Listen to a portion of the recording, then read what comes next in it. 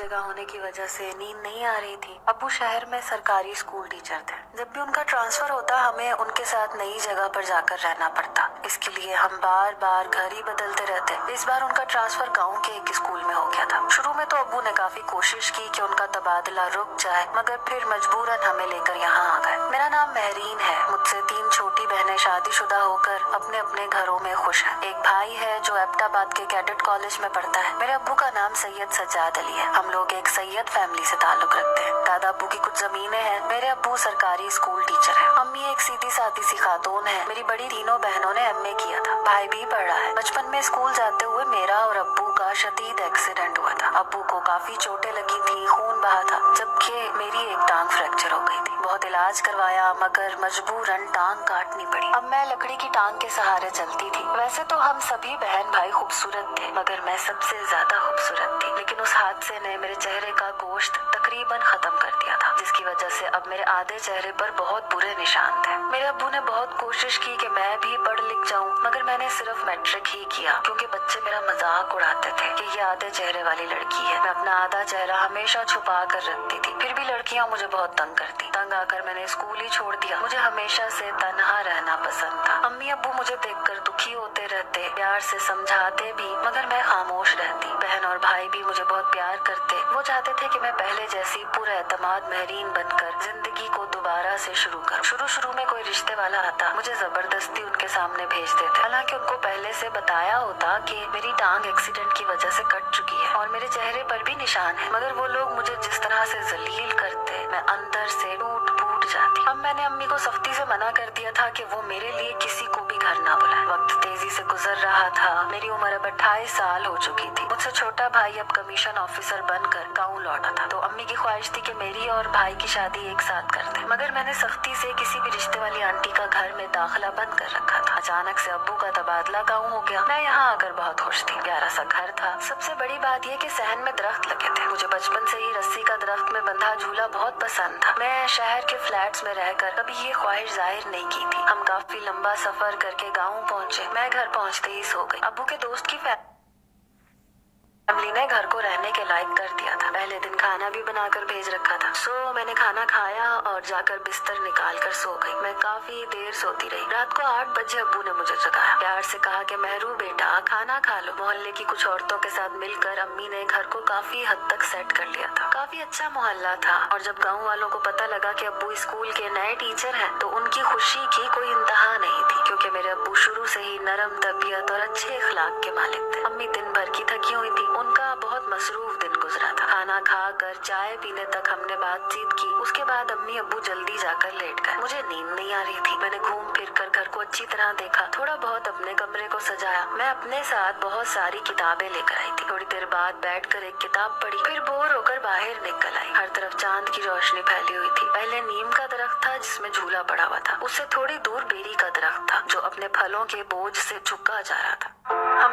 मैं बैठकर झूला झूलने लगी। रात के 11:30 बजे का वक्त हो रहा था। इतने में फोन की घंटी बजी। मैं जाकर बाहर से फोन उठा। बड़ी बाजी की कॉल थी, जो रात को देर से ही फोन करती थी। उनके मियाँ फौजी थे, 3 बच्चे थे। उनको सुलाने के बाद वो पहले बहनोई से बात करती और फिर अम्मी से बात करने के लिए रात को देर से नंबर मिला लेती। अम्मी और मैं भी रात को देर से सोने के आदी थे, मगर आज अम्मी जल्दी सो गई थी। मैं बाजी से बात करती रही, झूले लेती रही। बाजी अपने बच्चों की दिन भर की शरारतें सुना रही थी। हम दोनों बार बार हंस रहे थे। मैं इस बात से बेखबर थी कि रात के 12 बजने वाले हैं। गर्मी का आगाज होने लगा था, इसलिए ठंडी ठंडी चलने वाली हवा बहुत भली लग रही थी। एकदम से मुझे ऐसे लगा जैसे किसी ने मुझे कोई चीज फेंक कर मारी हो। मैंने चौंक कर इधर उधर देखा, कुछ भी नहीं था। मैं फिर से झूले लेने लगी। 3-4 बार ऐसे हुआ, तो मैं चौंक कर इधर उधर देखने लगी। जब मेरी नजर नीचे पड़ी तो मैंने देखा बेरी के चंद बेर पड़े हैं। मैंने सोचा शायद हवा की वजह से बेर गिर रहे हैं, और मैं तेज झूले ले रही हूँ तो हवा की वजह से ये टूट कर मुझे लगे होंगे। आपी की कॉल खत्म हुई तो टाइम 1:30 बज रहा था। मुझे अब हल्की हल्की सर्दी भी लग रही थी, इसलिए मैं झूले से उतरकर अंदर कमरे की तरफ चली गई।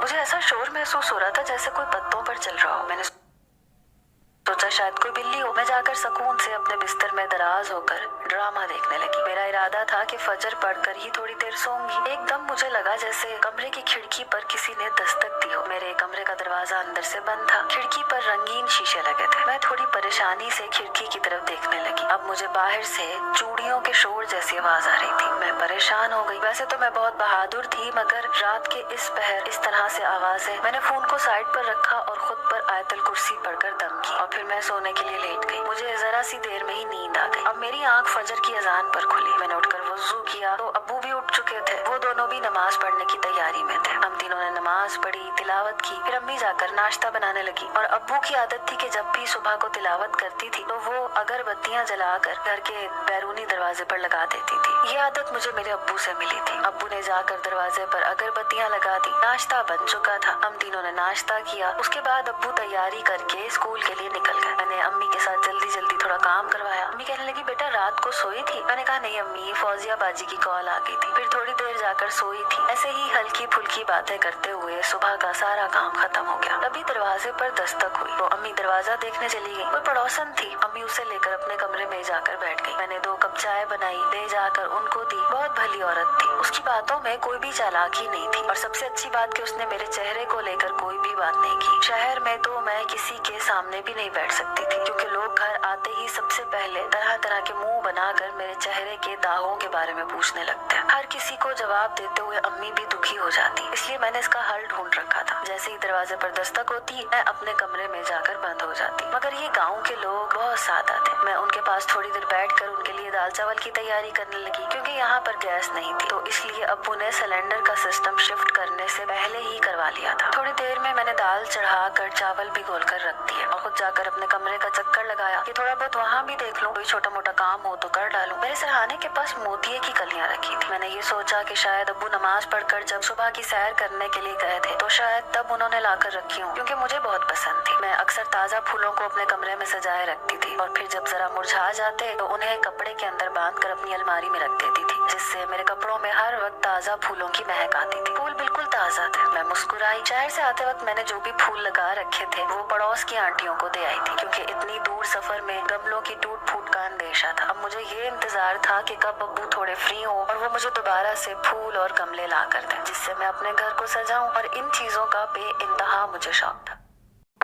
मैंने फूलों को एक प्लेट में रखा और अलमारी में रख दिया। मैं बाहर चली गई। दाल बन चुकी थी। अब मैंने चावल चढ़ा दिए। जैसे ही मैंने चावलों को दम लगाया, एक तरफ से कुछ खूबसूरत कबूतर उड़कर बड़े से सहन में टहलने लगे। शायद किसी पड़ोसी के हैं। मैं ये सोचकर मुस्कुराई और जरा से चावल और दालें निकाल कर उनकी तरफ फेंक दिया। फिर एक बर्तन पानी का भर के रखे नीचे छांव में रख दिया। मुझे अपना नया घर बेहद पसंद आ चुका था। मैं दरख्त के नीचे खड़े होकर आंखें बंद करके गहरी सांसें ले रही थी। ठंडी हवा, सुकून का एहसास और परिंदों की चहचहाहट बहुत भली महसूस हो रही थी। मुझे यूँ लगा कि जैसे कोई एकदम मुझे छू कर गुजरा है। मैंने एक झटके से आंखें खोली, इधर उधर देखने लगी। मैं एकदम से लरज गई। मैं फौरन वहाँ से हट गई। चावलों पर दम लग चुका था। अब्बू घर पहुँचने वाले थे। मैंने दोपहर के खाने की तैयारी की। हमारा मामूल था जैसे ही अब्बू पहुंचते थे हम दस्तरखान लगाकर बैठ जाते थे। पड़ोस ने उठकर जा चुकी थी। अम्मी मेरे पास किचन में चली आई। पूछने लगी, बेटा क्या ख्याल है तुम्हारा, यहाँ पर दिल लग जाएगा? मैंने कहा अम्मी मुझे तो ये घर बहुत पसंद आया। आप बताएं, आप अपनी दोस्तों को तो मिस नहीं करेंगी? ये बात सुनकर अम्मी हंसने लगी। कहने लगी किराएदार की जिंदगी ऐसी ही होती है, कभी कहीं कभी कहीं। सारी उम्र ही सफर में गुजर गई। इंशाल्लाह यहाँ पर भी अच्छे लोग रहते हैं। अच्छा पड़ोस है तो जल्द ही मानूस हो जाए। अब अब्बू पहुँच चुके थे। अम्मी ने दस्तरखान लगा दिया। हम तीनों ने दोपहर का खाना खाया। अब्बू थोड़ी देर के लिए लेट गए। मैं भी बर्तन किचन में रखकर अपने कमरे में आकर लेट गई। जरा देर में ही आंख लग गई। मैंने ख्वाब में देखा कि कोई बहुत ही खूबसूरत लड़की आंगन में झूला झूल रही। सफेद खूबसूरत लिबास, उसका दुपट्टा हवा के साथ साथ उड़ रहा है। अचानक एक खूबसूरत नौजवान बेरी के दरख्त के पीछे से निकल कर आया और उस लड़की को चंबेली के फूल मारने लगा। जब उस लड़की ने चेहरा घुमाकर पीछे देखा तो वो कोई और नहीं बल्कि मैं थी। एक्सीडेंट ना हुआ होता तो मेरा चेहरा भी इतना ही खूबसूरत और मुकम्मल होता। नौजवान का